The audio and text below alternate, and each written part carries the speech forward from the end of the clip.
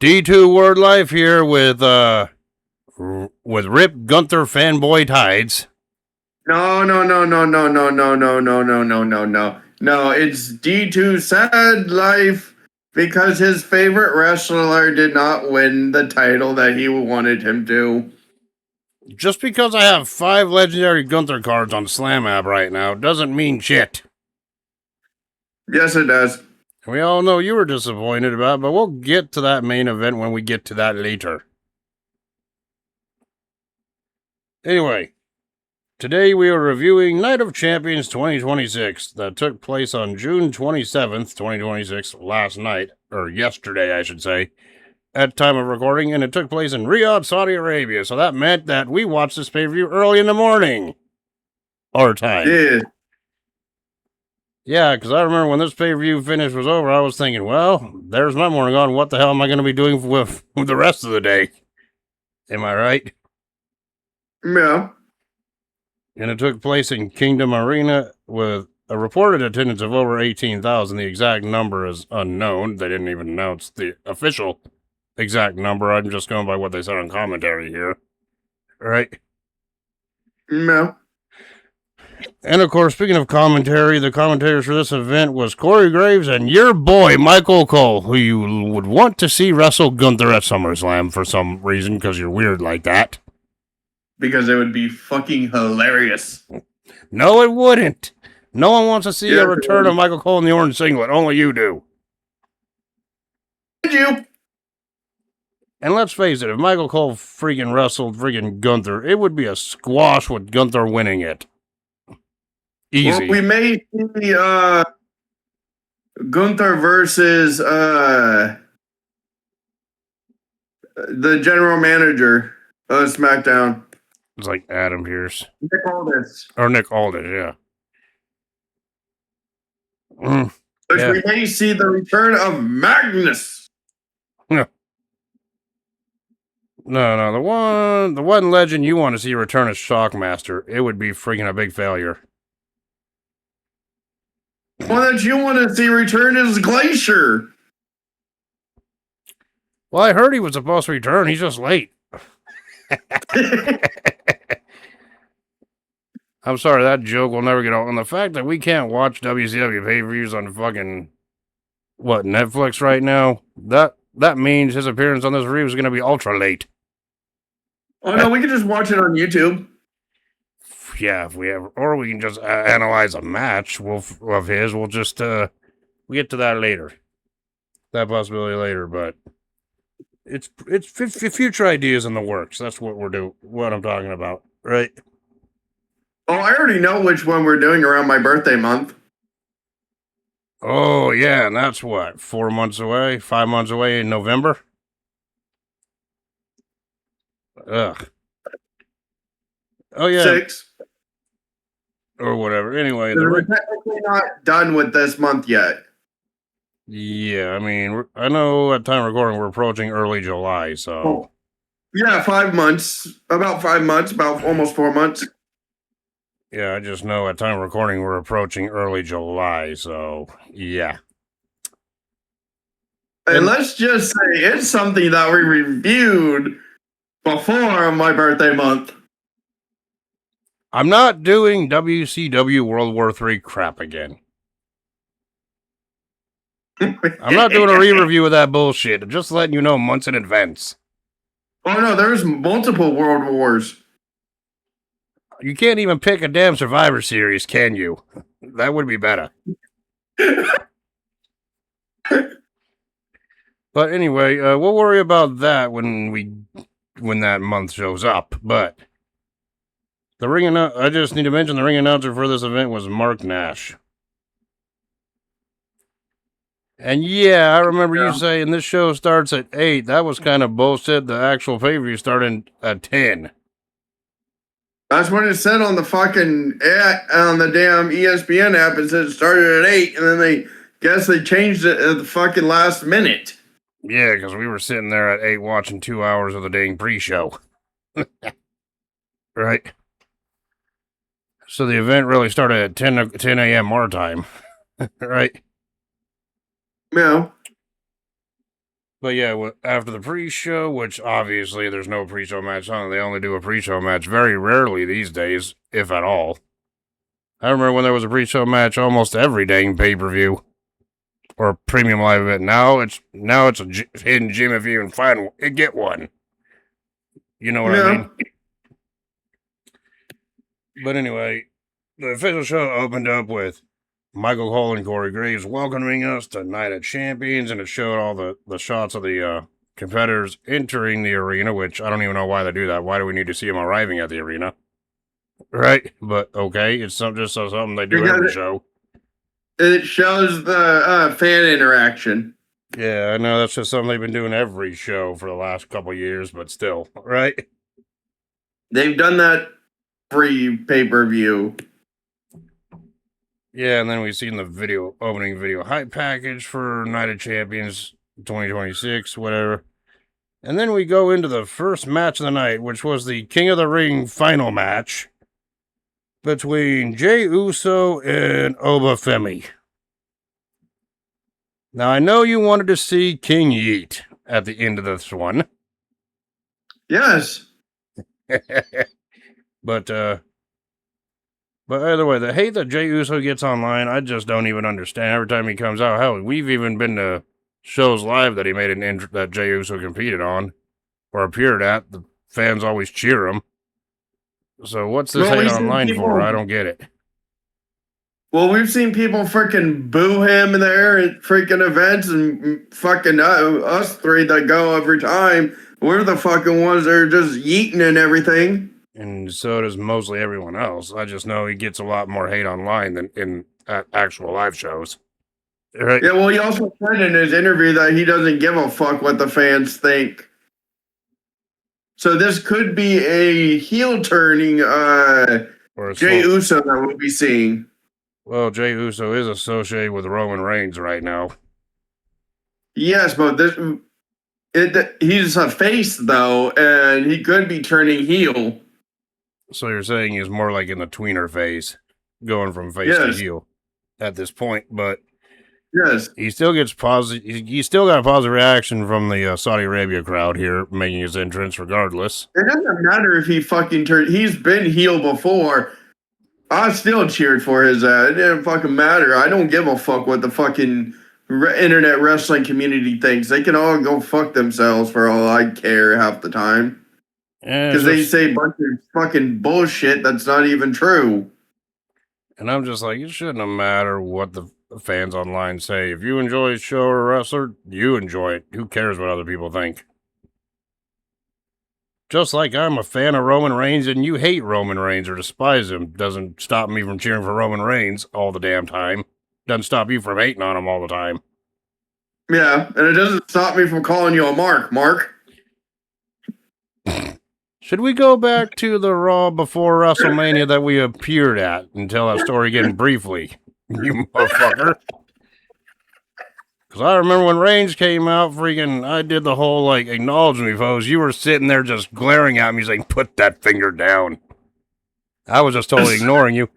And then right after his entrance, CM Punk's music hit, and you were like, yay, CM Punk. I look at you and be like, that's embarrassing, Mark.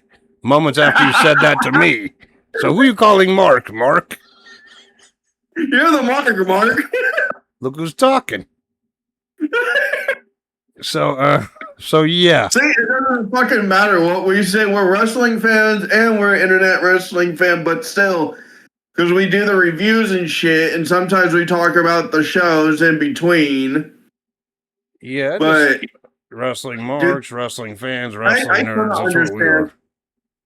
Dude, I don't understand why there's so much hate, and there was so much hate of Jey Uso becoming King of the Ring. I'm like, if he becomes King of the Ring, he becomes King of the Ring. If not, then oh well. Who cares? Fuck. If he became King of the Ring, he became King of the Ring. If not, then who cares, really? I don't. I'm just here to get entertained and analyze these matches. Right? Well, he'd be the first to be crowned King of the Ring from any of the Anoa'i family. Yeah, I think so. But that didn't happen. Spoiler. Obviously, everyone already knows, but The only other person that came close to winning the King of the Ring from the I family was The Rock. Unless, of course, you count Nia Jax. She was the first. But that was Queen of the Ring. We're talking King of the Ring. Yes. The only other King of the Ring finalist from the Anoa'i family was The Rock back in '98. But The Rock even proved that he didn't need to win that King of the Ring to become a star. Well, Jay Uso didn't freaking need the King of the Ring either. He was already a big ass fucking. So he's been with the company for over 15 years at this point, or 15 years exactly. Yeah, as a singles competitor and a tag team competitor. Yes. But anyway, Jey Uso on this night was facing off against Obafemi. I know you and I predicted Jey Uso to win, but we wouldn't have had a problem if Obafemi won. Only because we thought Lesnar was going to come out and cost Obafemi the match. Setting up their rivalry, their one final match at SummerSlam. All right. And of course, from the get-go, freaking Obafemi pretty much dominated Jey Uso from the start. Jey Uso was actually trying to fight from underneath, trying to wear the big man down. In your typical David versus Goliath match. Right? Yeah. From what we saw. And Jey Uso then performed, including Jey Uso performing 3 suicide dives. But on the third attempt, Femi got him with a strike, knocking him down. Right? Yeah, and at one point, freaking Jey Uso had the advantage near the end of the match. Went for the freaking Uso splash. Not once, but twice. Both of them got a freaking 2 count. Right? Yeah. And at this point, Jey Uso was looking frustrated, right? Because you knew if Jey Uso was going to win, he wasn't going to challenge Reigns. He was going to challenge the WWE champion, right? In storyline. We didn't know exactly. Everyone speculated he could have faced his cousin again. Yeah. We didn't know. Yeah, and then freaking Uso went for the third Uso splash to get another 2 count, but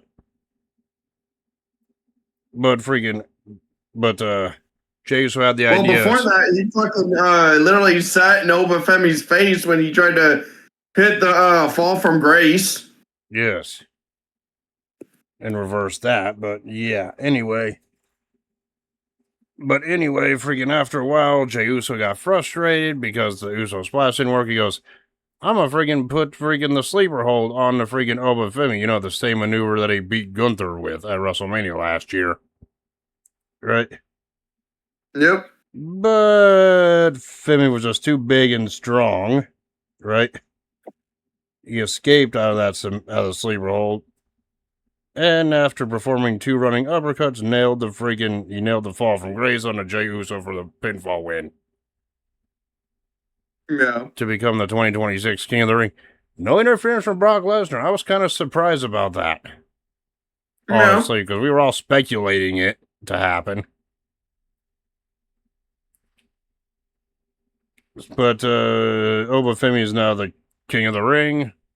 And with that victory, Obafemi will get a World Championship match or a WWE Championship match at SummerSlam. Whatever championship he chooses. Your thoughts on this one with no bullshit interference, and it was just pretty much mostly domination from Obafemi here. It's decent. And it told the story it needed to tell with Jey fighting underneath but couldn't get the job done. I thought it was an okay way to open the match show, right? Was I surprised that Brock Lesnar didn't even appear on this night, did not interfere in this match? Yeah, but was no interference in the match welcoming for once? Yes. Right. So, yeah, I thought this was a decent way to open up this show. May not have been like a 5-star classic, but it told the story it needed to tell. You know what I'm saying? Yeah. So up next, we have the Queen of the Ring tournament final between Io Sky and Women's World Champion Liv Morgan. But before they made their entrances, let's talk about a little incident that happened before the match. when Danhausen made his appearance. Danhausen freaking makes his. He's like, "Oh, glad I've done a lot of my experiments. I've come into recently a lot of human monies. I need to do some investments." And then freaking Liv Morgan's music hits. She's like, "Yeah, you gotta return the money." He's like, "I have absolutely no clue what you're talking about." Yeah. And how did that whole interaction end? And then she's like, "Oh, you better return it or else something happens." And he's like, "Okay, then you are cursed." Which I found funny, but okay.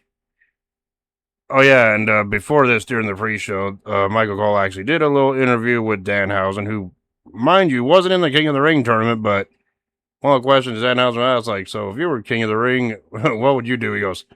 He said something like, yeah, King of the Ring. If I was King of the Ring, I'd cut a promo saying Danhausen 316 just said I cursed your ass. Yeah. Which made me laugh hella hard. Spoofing the Steve Austin freaking promo from 30 years ago. Right? Yeah. Speaking of that, I have a WWE Slam app card for King of the Ring of Austin. Yeah, nice, you lucky bastard. I'm gonna get that legendary off of you one way or another. You'll be like, not when it's unlocked, bitch. It's unlocked, bitch. Actually, that's not the card that you have unlocked that I actually want, but I know for a fact I ain't getting that one off of your freaking dead hands anytime soon. You ain't getting the Brothers of Destruction either. Yeah. But anyway, on to the match. Liv Morgan made her entrance, and this was obvious if Liv Morgan won the Queen of the Ring that she would automatically just go and challenge for Rhea Ripley's women's title at SummerSlam, considering she was already the women's world champion. But, Io Sky then made her entrance. She got the mega pop here because everyone wanted to see Io Sky win this match, right? Yep. Except you. You wanted Liv Morgan to win for some reason. No, I said Io. You wanted Liv Morgan to win. And the beginning of the match really wasn't nothing to write about. It was both back and forth. None of them had the advantage for very long, but then Liv Morgan at one point did hit the Three Amigos on the friggin' Io Sky. Shades of what friggin' the trash can does during his moveset. Right? No.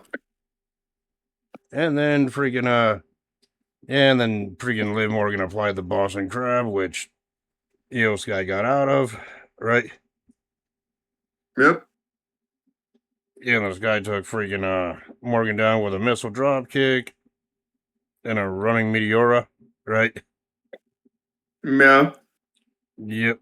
Of course, Morgan. Well, she calls it the bullet train attack. Yep. But either way, Liv Morgan capitalized, got the advantage back with a backstabber, shades of her former teammate, Carlito. Right? Yeah. But either way, freaking Sky went to the top rope when she got the advantage, but Liv Morgan freaking dumped her off the top rope, causing freaking Sky to injure her knee on the freaking steel steps on the landing. That looked terrible. Right? Looked like it hurt. Yeah. Single leg crab applied, but Sky freaking got out of the hold, right? And at this point, her knee was freaking screwed up, right? Yeah. So Morgan tried to go to work on it, but Morgan nailed a springboard tornado code breaker for a 2 count, right? Yeah. And of course, Morgan was going for Oblivion. Sky reversed that. And near the end of the match, Morgan was able to nail the over the moonsault and get the 3 count to win the match and become Queen of the Ring. Didn't go into this in detail. I was just pointing out the important spots, but your thoughts on this one?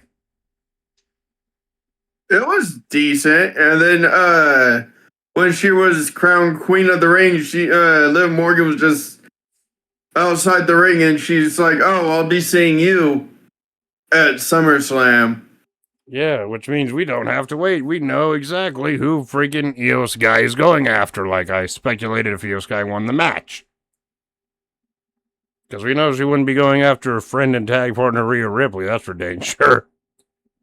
Oh no, that shit could. They would have had a because I would have liked to see him run it back to see if Rhea Ripley can actually beat Rhea Io Ripley Sky. could beat Io. Yeah, because every match that Io Sky and Rhea Ripley's had, Io Sky always kept getting the win. No. But Io Sky was like, I'm challenging Liv Morgan for the Women's World Championship on the premises like, I already beat you once. I know I can beat you again with that title on the line. Right? No. Which I think, yes, judging by this match, I think that one could actually be a great match or an alright match with higher stakes on the line. Right? No.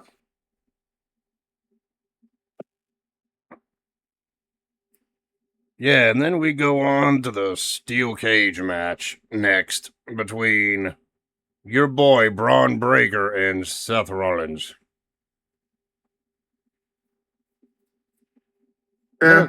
And of course, the Vision is nowhere to be seen because Paul Heyman was off on storyline injury. Logan Paul can't even travel to Saudi Arabia. And apparently, Because of the torn bicep. And the torn bicep. And of course, your boy Austin Theory was taken out the week on the Raw prior. Theory. What? Nope, it's your boy Austin Theory. And you were also disappointed that your boy Logan Paul wasn't there. I mean, you had the freaking prime balls on ice. Oh, I know you did. You had them just waiting for you. And you also had your prime bottle vibrator ready, just so when you hear his Maverick theme song, you go, yeah! No. You're describing what you were doing, not me. I'm describing what you were doing. I don't think so, boy. I know so, boy. Yeah. Anyway, Seth Rollins came out first, and for once he wasn't wearing anything from Becky Lynch's wardrobe like we keep joking about. He was wearing an outfit from Rhea Ripley's wardrobe, all black. Well, Rhea Ripley never had shoulder pads. I know. That's just a joke, but still, right? He got that from Dean Ambrose's closet. Seems legit. Anyway, all right. It's like, Dean Ambrose, who's that? I heard he died and became John Moxley, but okay. Right? No. But Seth Rollins didn't even get into the ring when he got to the ring side where the cage structure, the ring of the cage was. He freaking decided to go underneath the ring and pull out weapons to use right away. Right? Yeah. Putting like a couple tables in the ring, kendo sticks, chairs, all pretty much everything but the kitchen sink. Right? Yeah. So yeah, Seth Rollins got in the ring, took a chair, and just decided to sit in it, waiting for freaking Braun Breaker to show up. Right? No. So Breaker made his entrance pretty much, and when he got to the ringside area, he pretty much did the same thing. He pulled weapons out from under the ring, and then got in the ring and took one of the chairs that he put in the ring and sat there just staring Rollins down too. And I'm thinking to myself, and at that point I was thinking to myself, what are we doing? Are we having a cage match or a game of musical chairs? Right? A game of cage chairs. Cage chairs. Yeah, and then the bell rang while those two were still just sitting there just staring at each other, right? Yeah. And Rollins and both of them were kind of talking trash to each other, but that kind of came to an end when Rollins was like, yeah, you say you're a man, well, let's find out how big of a man you really are before they started attacking each other. Right? Yeah. Which gave, and of course, Breaker dominated, just going back and dominated after getting the advantage over, but Rollins freaking got the advantage by attacking Breaker's ribs with a kendo stick. Somewhere the Sandman was happy about that. Right? Yeah. And of course, Breaker got the advantage shortly afterwards, propped a table up in the freaking corner, right? Yeah. But of course, and he tried to put Rollins through, but of course, Rollins countered and got freaking Breaker down. And well, Rollins decided to cover him with cover Breaker's body with steel chairs, and I had bad flashbacks seeing that. I'm sorry. Yes, because Rollins then proceeded to put every weapon on top of freaking Braun Breaker, nailed him with a steel chair, and the ref just rang the bell disqualifying Rollins again. No, that's not what happened. Can you imagine, though, if that actually happened and we had a repeat? That would be bullshit. Yeah, we don't need another repeat of what happened in that cell match in this cage, right? Yeah. But either way, Breaker got out of it. Breaker got up. And he sent Rollins into the pile of chairs with a Frankensteiner instead, screwing Rollins back up, right? Yeah.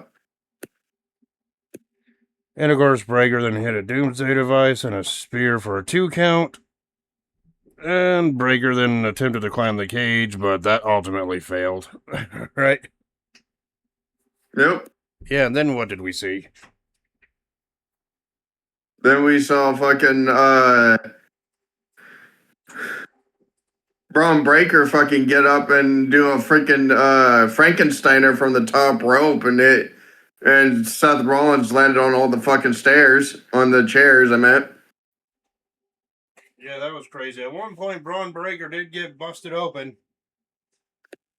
Well, yeah, in the eye. Yeah, which that looked nasty to see. But did it stop Breaker at all? Nope.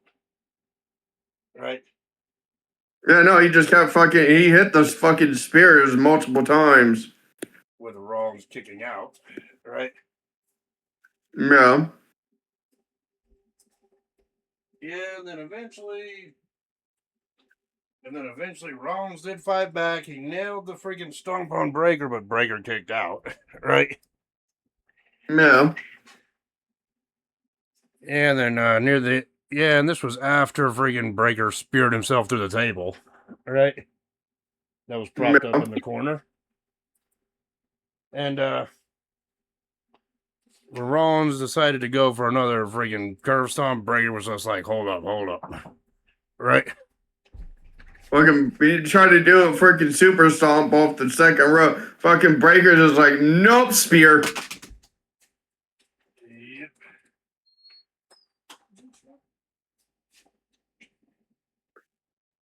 Then he freaking puts up another, Rollins puts up another table in the corner and freaking tries to do other shit. And Breaker hits another spear on him, gets another 2 count. But eventually, near the end of the match, Rollins was able to get up on the freaking top rope or second rope. Now Yeah, the after super stomp. freaking Breaker speared his shoulder through the damn second table. Yeah. But eventually, Rollins won with a giant super stomp from the freaking top rope to Breaker to win the match. Or second rope, whatever. So yeah, Rollins winning after super stomp from the middle rope. Your thoughts on this one? He won from the top rope because he tried to hit it from the middle rope and failed because he got freaking speared. But yeah, either way, your thoughts on this one? It was good. They're gonna have another match, most likely to finish it off at SummerSlam. Or if a certain superstar is healed up completely by then, I am not saying he will be. This could be a continuation. We could end up seeing Rollins versus Logan Paul 2 at SummerSlam.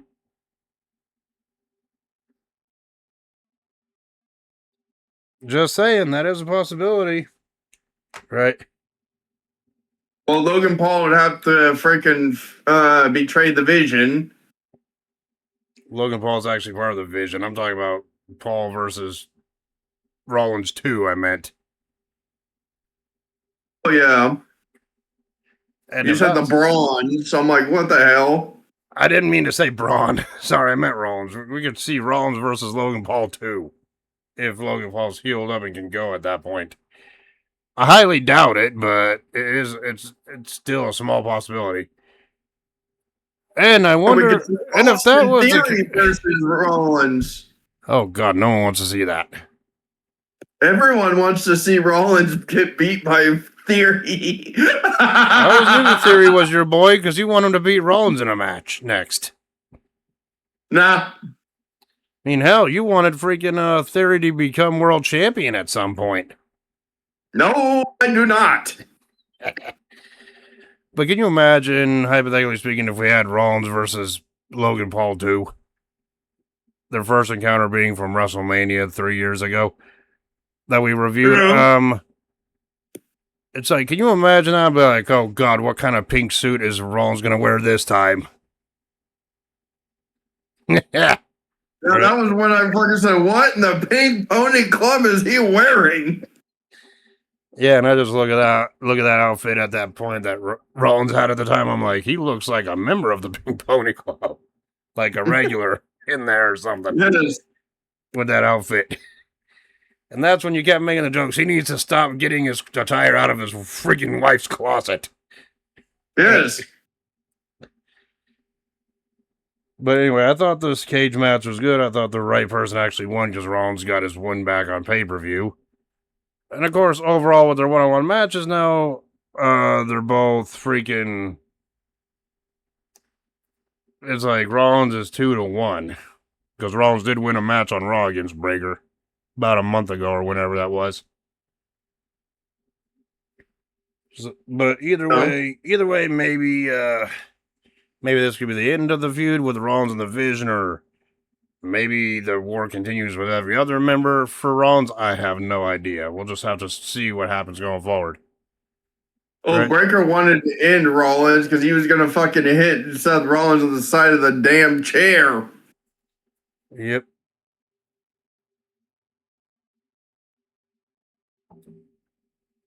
So next up, we got the United States Championship on the line. And it's United States Champion Trick Williams, accompanied by your boy Little Yachty. No, Little Yachty does not need to be involved in any of those fucking matches. And he was defending the United States Championship against Ricky Saints, the #1 contender. Oh yeah, by the way, a little side note from what was said on the pay-per-view or the broadcast here. Congratulations to Trick Williams for tying the knot with Last Legend in real life. At least that's the story going around, right? No, they are married. Well, I know they're married. That's the real life story going around that the commentators made mention of during this match. Right? Yeah. And I'm just like, okay. By the way, Trick Williams' real life marriage has nothing to do with this match. So, yeah, right? Well, technically, he was supposed to be on his honeymoon. But instead he went to Saudi Arabia for his match. For this title defense, right? So, yeah, Trick Williams was on offense first, trapping Saints in the corner, but Saints retreated to the outside after a little bit of action at the start, which Saints then took the kendo stick that your boy Yachty was freaking holding, right? No. He didn't even... No. You're getting this completely wrong. He freaking tripped up Trick Williams, which Williams was down in the ring. Then Ricky Saints goes outside the ring, goes underneath the ring, grabs a kendo stick that Little Yachty had, hits the steel steps, throws the kendo stick to Little Yachty, and then says that Little Yachty hit him because he laid down on the ground like Eddie. So he did a little bit of lying, cheating, and stealing. And of course, the referee believed that, and he ejected Yachty from ringside. Of course, I know that made you very sad. No, that made you very sad. I mean, come on. We all know your two favorite managers in WWE right now is Paul Heyman and Little Yachty. Oh, no, I am very sorry, but that is just reflecting you.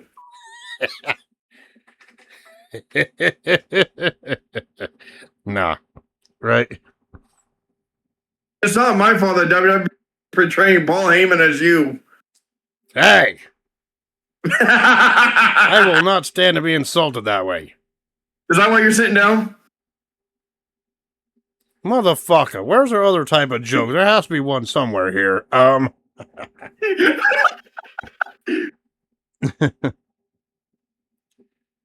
of course, Williams freaking yelled at the referee, or argue with the ref, but freaking that allowed freaking Saints to freaking to attack freaking Williams, getting the advantage again, right? Yeah. And of course, Saint was working on Williams' back, trying to freaking weaken that body part, but Williams hit a bookend on freaking Saints here. Little homage to Booker T, one of Trick Williams' idols, apparently. Right? Well, it's also one of his trainers. Yep.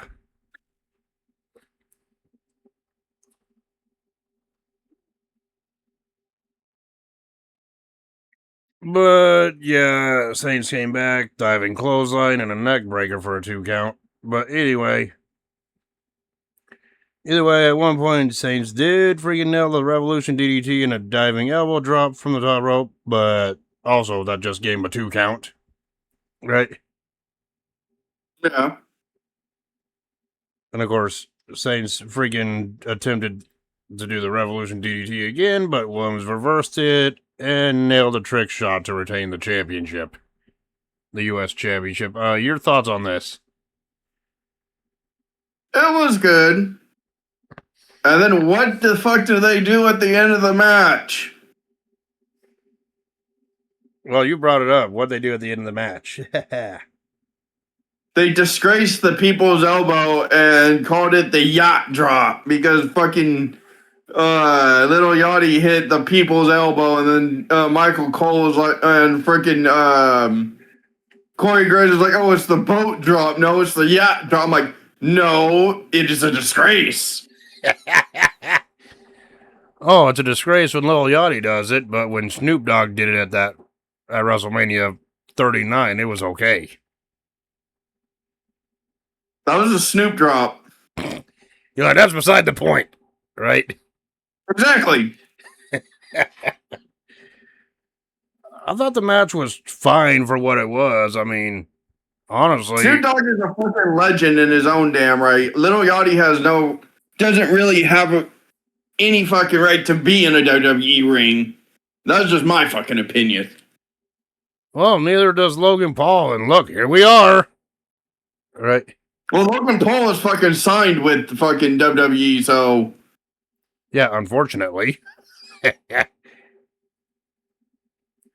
But, yeah, I mean, I thought it was okay for what it was. Didn't feel like a pay-per-view quality match. If anything, they could have just ran this match on SmackDown the same way and no one would have cared. This could have been like a SmackDown main event. That's what it felt like. Yeah. Oh, so we go on to the semi-main, or whatever you want to call this one.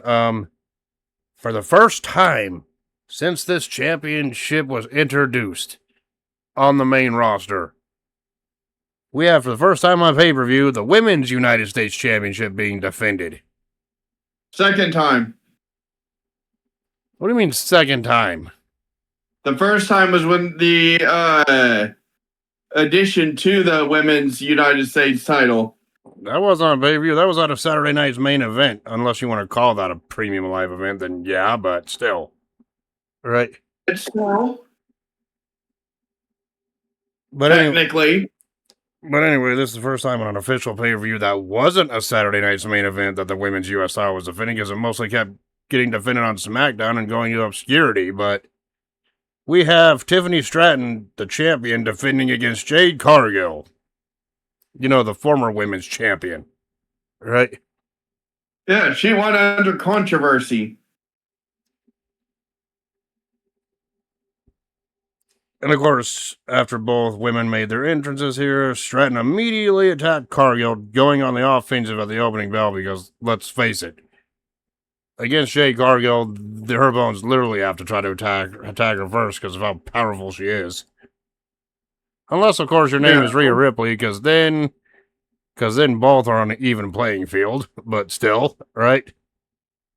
Because once she hits the move Jaded, which is just a modified version of the Gland Slam. Then you know it's over, but Cargill retreated to the outside. But she countered Stratton's Which, by the way, suicide dive. if not a lot of people know, Jade Cargill asked Beth Phoenix, even when she was on the Indies and in the AEW, was to use that move and to modify it into a different way besides the glam slam. Yep. Made it pretty much her own maneuver, right?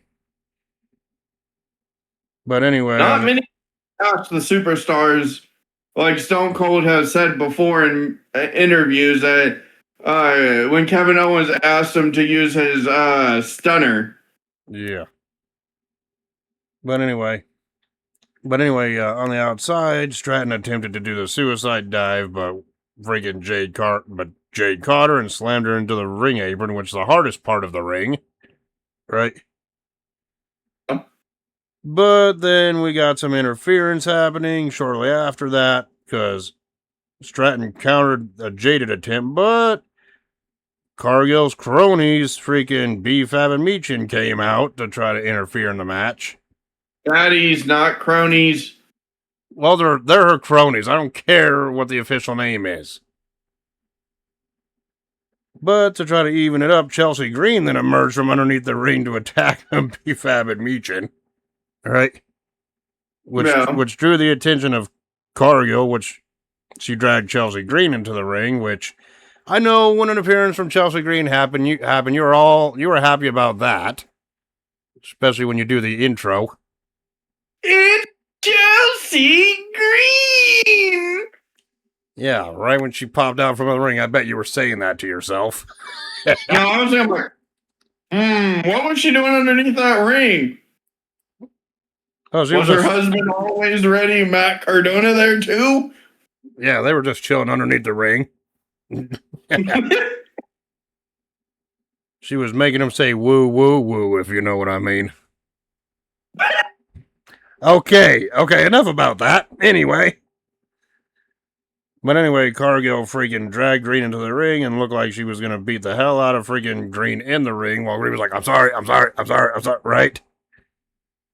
But then Charlotte Flair came out and struck freaking Cargill with the championship belt. The referee was distracted at this point. Didn't see a thing, right? Well, Jade Cargill took the belt to hit Chelsea and Tiffy with the women's US title belt, but Charlotte Flair, because Charlotte Flair is going to get revenge for fucking Alexa Bliss. Yep.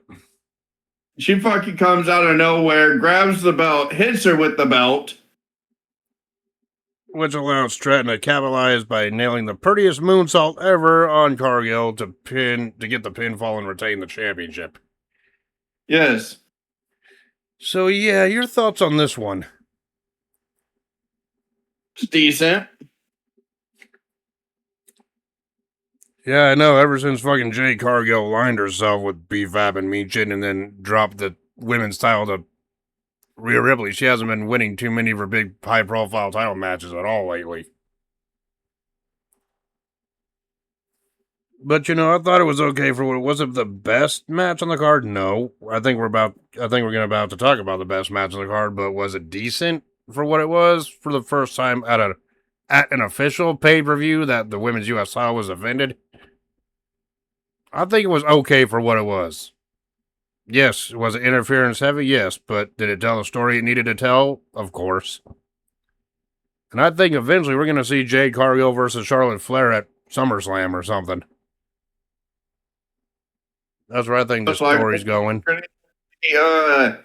B-Fab and Meechin versus Tiffy and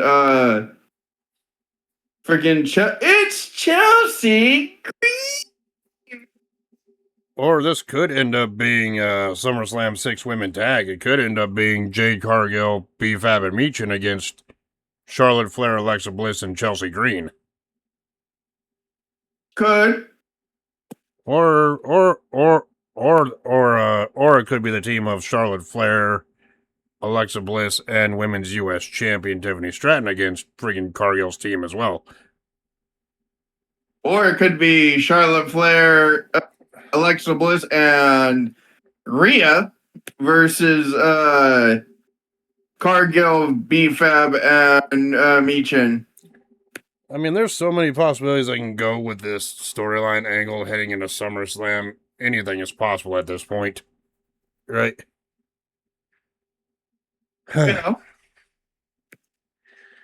So from there, we get to the main event of this show for the WWE Championship. It was WWE Champion Cody Rhodes defending against Gunther, your boy. Nope. And Sami Zayn. And this last real good guy, Sami Zayn.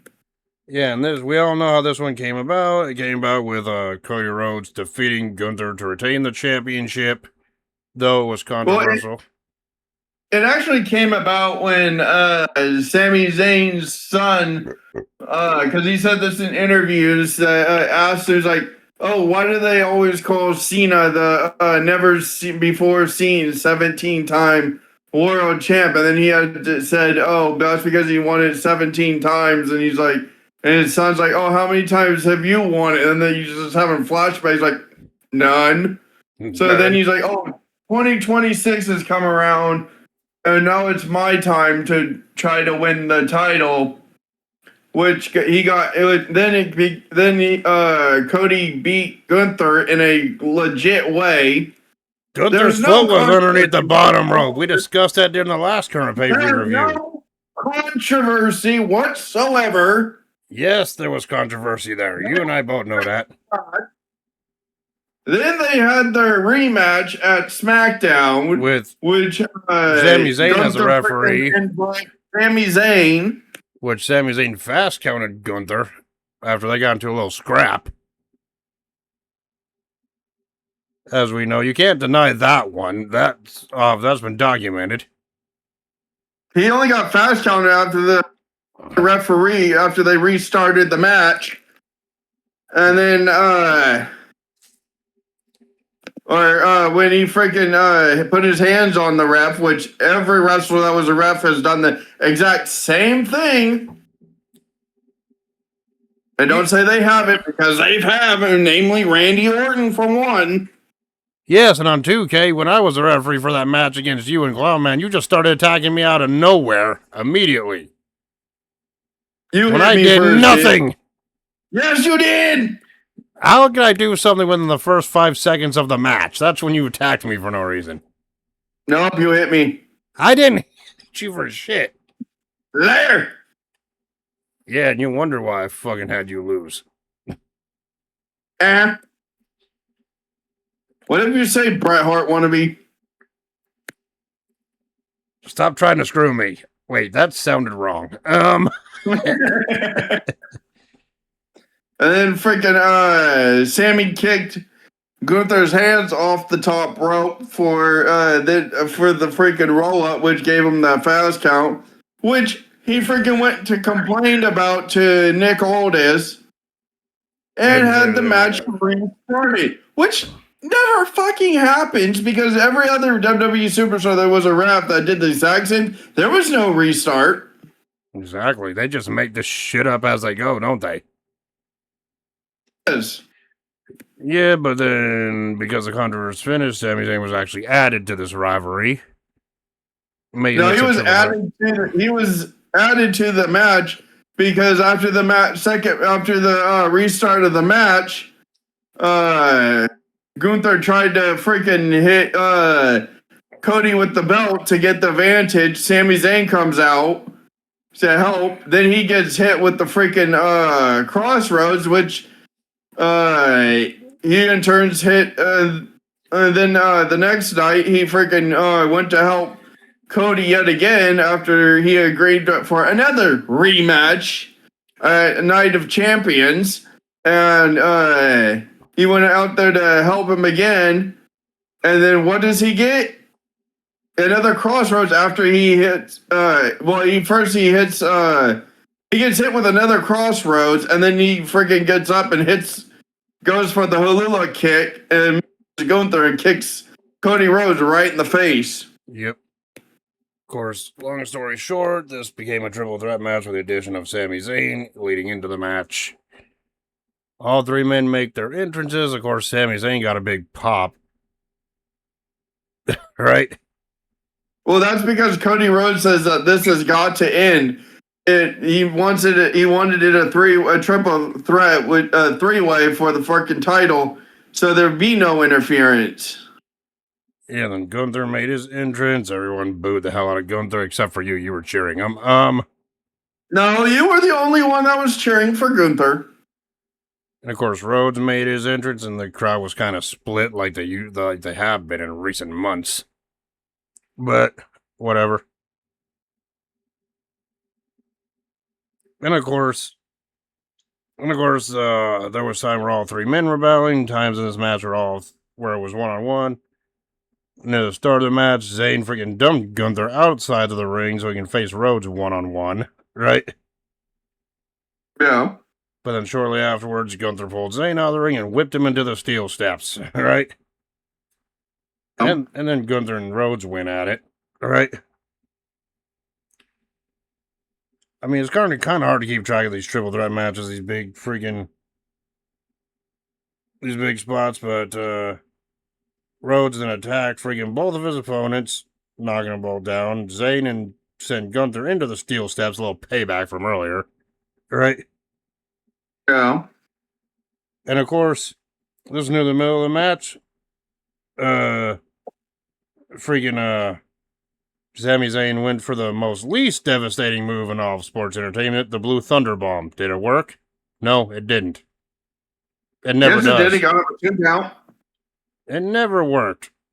It never worked because Rhodes kicked out at 2. It still got up a 2 count. The only time it ever works is on Saudi Arabia during the pre-show, which this was not. That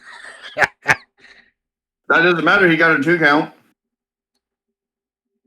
And of course, Rhodes battled back. Eventually, Rhodes nailed Gunther with a freaking crossroads, but Zayn pulled the referee to the outside before the 3 count was made, thus continuing the match, which obviously was legal because there's no disqualifications in a triple threat match, obviously. So the superstars could attack the referee, not even get penalized for it. If they wanted, yeah, right? The referee can have paper skin and glass bones. And of course, Gunther freaking took advantage of this, powerbomb Zayn, and then Gunther took freaking Rhodes and powerbomb Rhodes onto Zayn, so you can say that Gunther powerbombed a motherfucker into another motherfucker, right? Yeah, kind of like what Gunther did to did in that match there with McIntyre and Sheamus. At the WrestleMania 3 years ago, same spot. That did not get Gunther the win, though. It wasn't very much, wasn't there? Yeah. Yeah, then Gunther then tried to powerbomb Zayn again, but Zayn turned it into a sunset flip, but either way, Gunther went for a big boot, but Zayn freaking avoided it, connected the haluva kick, but this time it was Rhodes who pulled the referee out to the outside at the count of 2. Meaning that, oh shit, this is back and forth, and all of them are desperate to win this match. Obviously. Right? Yeah, well, Cody Rhodes also hit a freaking double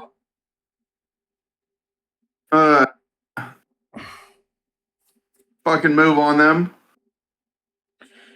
Yeah, but on the outside, Rhodes reversed a freaking package file driver, which led to Rhodes freaking sending Zayn through the announce table. And freaking then Gunther then powerbombed Rhodes twice, one of them into the remaining announce table, so both tables were destroyed at this point. Right? Yeah. And of course, Gunther put Rhodes back in the ring, Rhodes' unconscious body back in the ring and applied the sleeper hold, which honestly, I thought this was going to be it. I thought Gunther was going to steal it that way, right? And it looked like it for a second. Until magically Zayn freaking came back in and actually freaking grabbed Rhodes' hand or arm preventing it from freaking falling, right? And Well, Sami Zayn got up yeah, and ran towards the ring and grabbed Rhodes' arm to keep the match alive.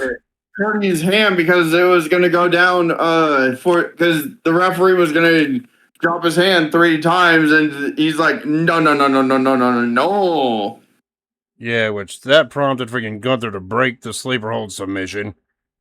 Freaking, he went to attack Zayn, but Zayn countered freaking Gunther's attack with an exploder suplex and a haluva kick that earned him a 2 count. Right? Yeah. And then because Gunther Cody Rhodes interfered, got up. Then Cody Rhodes was going to freaking powerbomb him, and he turned it into the most devastating move. The surprise roll-up. Actually, here's what happened. Freaking Gunther nailed a clothesline on the freaking dang Zayn. I remember that. But Rhodes came, nailed Gunther with a Cody cutter, and at one point, I believe freaking Cody Rhodes nailed a double cross Rhodes on the freaking Gunther and Zayn, which took Gunther out of the equation, right? And then Cody Rhodes was like, I'm going to hit another crossroads on Zayn for the definitive win. But as soon as he tried to do that, Zayn countered it into the most devastating maneuver in all of sports entertainment, the surprise roll-up for the freaking 3 count. And for the first time in his career, Sami Zayn became WWE Champion. Oh, also, this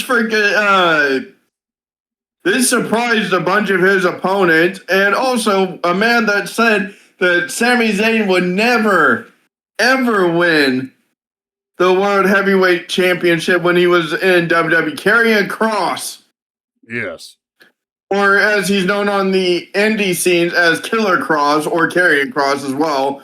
But he's like, because the fan was at one of the other events, and after they saw the pay-per-view, they went to another event because they were here in the States, so they watched it on the ESPN app or the ESPN shit, and he's like, oh, what was your thoughts on Sami Zayn finally winning the WWE Championship title? And then Karrion Kross freaked the fuck out. He's like, finally!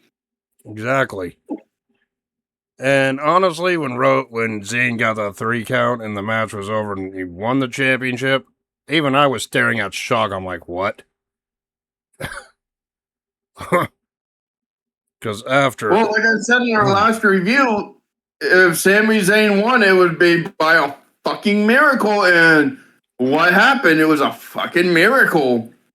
And after everything Sami Zayn has done in his career... Sammy's Sons? Who is Sammy's Sons? Sammy's Sons. That would be Sami Zayn as a Japanese wrestler. Sammy's Son. I don't know, right?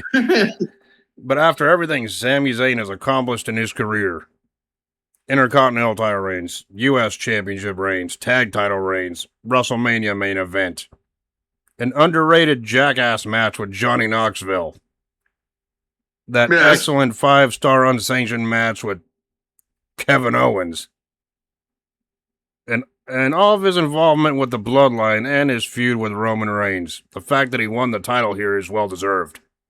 After everything he's done in his career.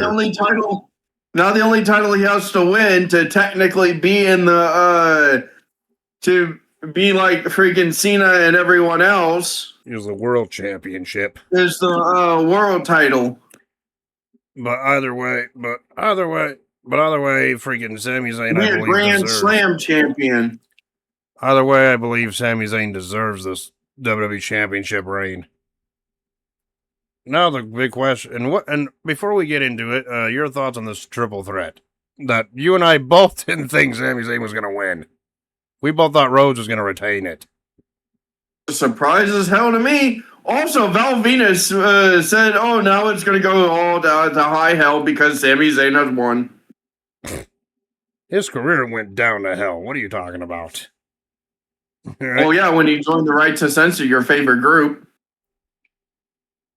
That was your favorite group, and we don't need to talk about the RTZ. know, We don't need to talk about the RTC. They were around 26 years ago. We don't need to talk about them. You even had their theme song as your freaking alarm clock back then. Their theme song is basically an alarm. What are you talking about? An annoying one at that, right? Yes, and you had it as your ringtone for your phone. What you talking about? I got that from my goddamn alarm right now, just to wake me up in the damn morning. Wait. See? Wait, no, I'm just joking. I don't have that thing. I don't have that. Even admits it. He likes to write. It's basically, that was what their theme song was. It was basically a damn alarm. Damn. So it would be fitting to have that as an alarm. It's fucking loud and obnoxious. It'll wake your ass up. Right? See, he admits it. He likes the right to censor. Yeah, and your alarm on your phone is the Logan Paul theme, so there you go. No, I don't even have alarms on my phone. Yeah, that's because you don't even sleep. Anyway. Yeah. But anyway, I thought the match was actually great for what it was. Shocking ending. I did not see it coming. I didn't even think Sami Zayn was going to win. I thought Rose was going to retain it. But that didn't happen. Now the big question is, what's going to happen from here? I mean, is Rose going to get his rematch against Zayn at SummerSlam? Or will we see Obafemi versus Sami Zayn for the title at SummerSlam? We'll have to wait and see. Or is Obafemi going to go and challenge Roman Reigns for the world title at SummerSlam? I guess we'll find out as the next freaking weeks and months progress. And you notice I've been saying SummerSlam a lot, or referencing it a lot. That's because for some reason the next big pay-per-view following this is SummerSlam in August. So you know what that means? We don't have a Money in the Bank pay-per-view this year. You notice that too? We may. Yeah, we don't have a Money in the Bank pay-per-view. The only thing scheduled in July is a Saturday night's main event show. So does that mean we're going to have the Money in the Bank briefcase ladder matches at SummerSlam? And just forget about the Money in the Bank pay-per-view altogether? Or are they planning on doing that that pay-per-view on a later date? I have no idea. Right? Well, they normally do Money in the Bank during like October and August and September, so they usually did Money in the Bank in July, so I don't know what the hell's up with that. I know they did in July last year. Well, they always move it around every year, every time, so. Or are we just gonna have the Money in the Bank briefcase matches at SummerSlam? That could be a thing to get everyone on the SummerSlam card, but I have no idea what their plan is for that. All right, I'm just thinking out loud here. So anyway, now we go to what I call our favorite freaking part of the review segment, our review videos, and that's our rating system and final grade. Obafemi defeating Jey Uso in that King of the Ring final, I gave that one 3.5 out of 5. 4. You enjoyed it slightly more than I did. Io Sky defeating Liv Morgan in that Queen of the Ring final, I gave that one 3 3/4 out of 5. 4. Again, you enjoyed it slightly more than I did. Seth Rollins defeating Braun Breaker in that steel cage match, I gave that one a good solid 5 out of 5. For what it was, I have to give it a 4.5. It could have been a little bit better, but it was still decent. Yeah. Trick Williams defeating Ricky Saints to retain the United States Championship. I say it felt like a SmackDown match, so it got an average SmackDown grade. I gave it 3 out of 5. This was the weakest match of the night, and it was 2.5 to a 3 to me. Yep. I agree, but yeah, either way, it still felt average. Tiffany Stratton defeating Jade Cargill to retain the Women's United States Championship. I gave that one about a 3.5 out of 5. It was okay for what it was, and it told the story that it needed to tell. I gave it a 4. Also, Michael Cole said, "Oh, yeah, Jade Cargill hit the sandstorm." I was cleverly avoiding that, and now you're making me think of the joke I was saying. God damn it! But I'm not going to say Because that. they were in Saudi Arabia. They're covered by sands and storms. Sandstorm. God damn it! That does happen there a lot. And of course, the main event. Yeah, when they get a tornado, is it a sandado? Sandado. And the main event, which saw Sami Zayn defeat Cody Rhodes and Gunther in that triple threat match to win the WWE Championship. I gave that one a 5 out of 5. Yeah. Because I did not expect that ending. It threw me off guard, but it was good for what it is. So, my personal final grade for Night of Champions 2026 is a solid B+. The standout to me was a cage match in the main event, but I'm just saying the other matches could have been better to give it an A grade, but it was close enough. Like an A- to a B. Yep. And what matches would I recommend? I would recommend the cage match between Rollins and Breakker, and of course the triple threat main event. You really don't need to see any of the other ones if you don't want to, but those two I would recommend. Yeah. What matches would you recommend from this show? Well, the cage match for damn sure when fucking Breaker fell off the damn cage. Yeah. That's what cut his eye. Yeah. And of course, would you recommend the main event triple threat with Zayn actually winning it? I think I would.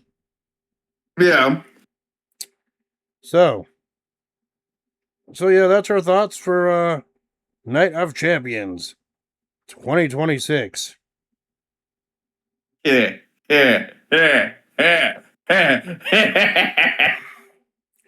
Oh boy, I already fucking know, so I might as well pull it up here.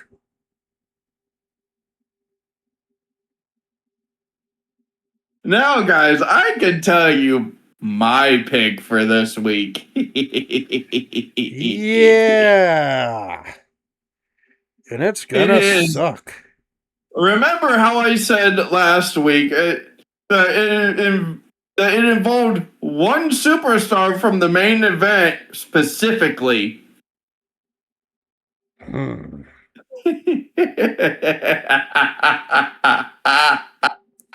Just for the record, I already know what you're talking about. I pretty much figured that out last week after you said when I ended the video. But yeah, fuck you in advance. Even though I knew eventually we had to cover it, I just didn't want to do it. And I can already fucking tell you. I can already tell you what he's going to pick. It's Vengeance Night of Champions. From 2007. Yeah, uh-huh. Yeah, uh-huh. And one of the matches featured was CM Punk and Johnny Nitro wrestling for the vacant ECW Championship. In a match that Johnny Nitro wasn't even supposed to originally be in. Yes. Yeah, because Johnny Nitro was replacing somebody in this match that no-showed the event. And I wonder why the certain superstar no-showed the event. Because of the tragedy that happened. Let's see what date this took place on. Motherfucker. Yeah, motherfucker. That's what it is. Motherfucker. Yeah, I know what day this took place on. Yeah, that sucked. And you know what's funny? Let everyone know, buddy. This fucker's making us review this show because it happened on the same weekend as the Benoit tragedy. That Benoit himself was supposed to appear on the show against CM Punk. Yes. But no show due to obvious reasons. Which, at the time, we didn't know that was the reason why. We wouldn't find out until about a couple days later. Yes. But besides that, we get to look forward to a 5-pack challenge for the WWE Championship between Cena, Bobby Lashley, King Booker, Mick Foley, and Randy Orton. That was intense. Yeah. Or how about a world title match between Edge and Batista? Yeah, right. Yeah. Oh, if that doesn't satisfy you, how about a women's title match between Candice, Michelle, and Melina? Or how about your boy Santino taking on Umaga for the Intercontinental Championship? Yeah.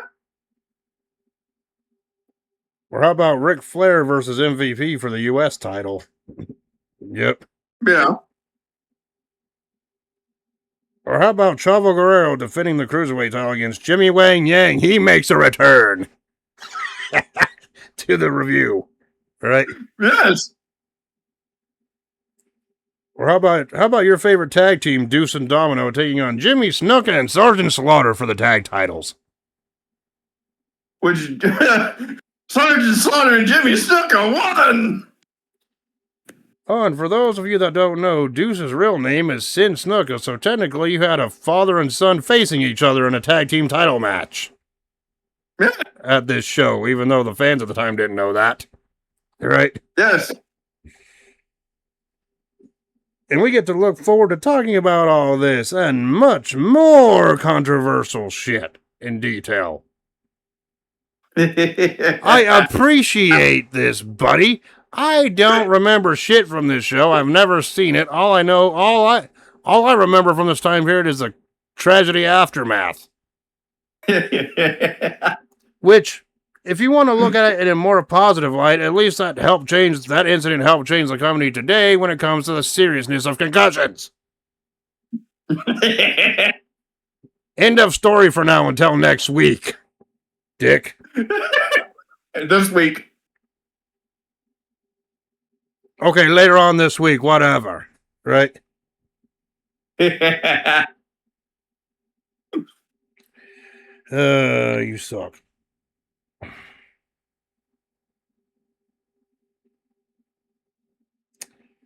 So yeah, curse you for making me watch this shit. Alright, watch that shit, but I will anyway. For the sake of the damn review. For all I know, it could be a great show, despite the tragedy that happened in real life. It could be a great show. For all I know, it could be an A show. For all I know, I haven't watched it. I doubt it, but it's still possible until I watch it. Alright? Yeah, this is also the event that Johnny Nitro changed the name to John Morrison. Yeah, he would change his name to John Morrison a couple weeks later, but still. Alright? Which is what he's more better known as now anyway in WWE is John Morrison. Right? Yes. So I guess that's another positive to take away from that event. Right? Oh boy, this is gonna be uncomfortable to talk about. Right? For you, maybe. For me, entertainment. That's because you're a psychotic psychopath. Anyway. I won't deny that. So anyway, we get to review Vengeance Night of Champions 2007 this next week. Yeah, wish me luck trying to get through that, asshole. So, until then, we will talk to y'all later. Peace. Deuces.